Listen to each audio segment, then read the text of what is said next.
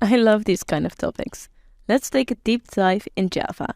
We'll be talking about how enums work under the hood.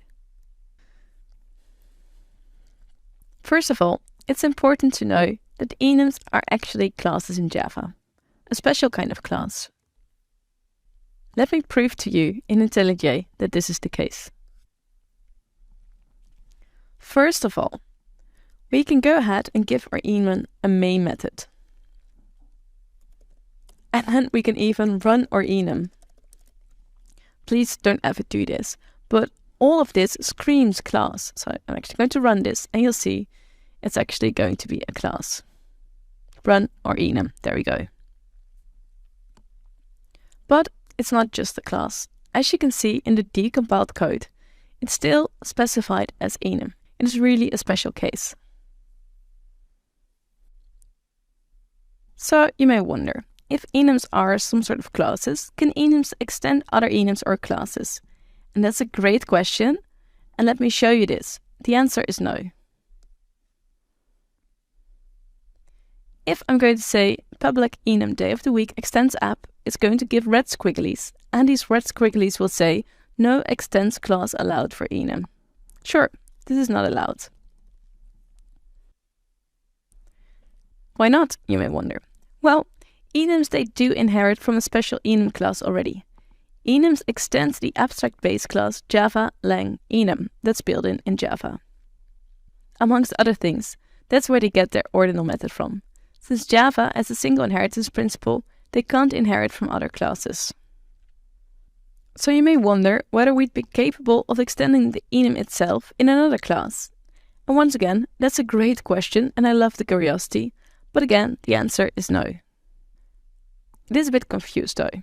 If I move over to app and I'm going to say that it's going to extend the day of the week, it's going to give me a false reason.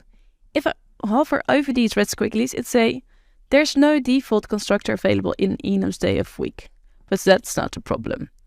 So in order to demonstrate this, I've created another enum which is completely empty and is called example.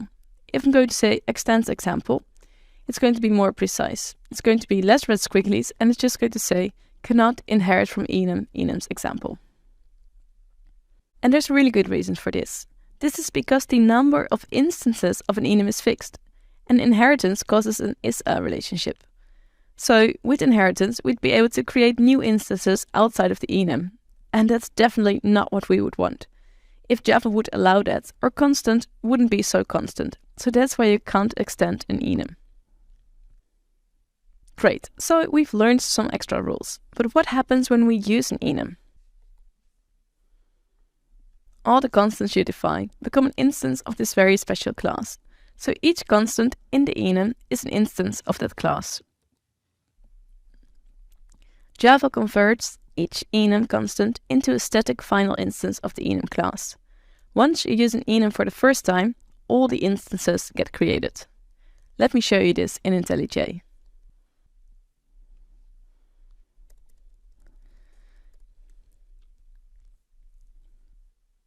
So what I did in order to prove this is that I added a system out print line to our constructor in the enum.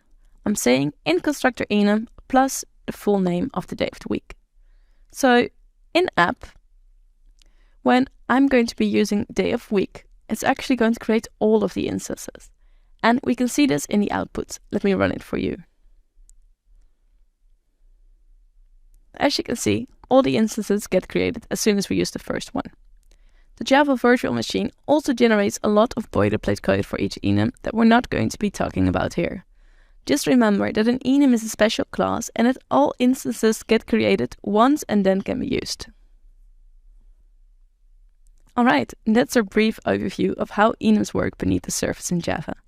Make sure to get some practice with enums and then you're ready to move on to interfaces and abstract classes.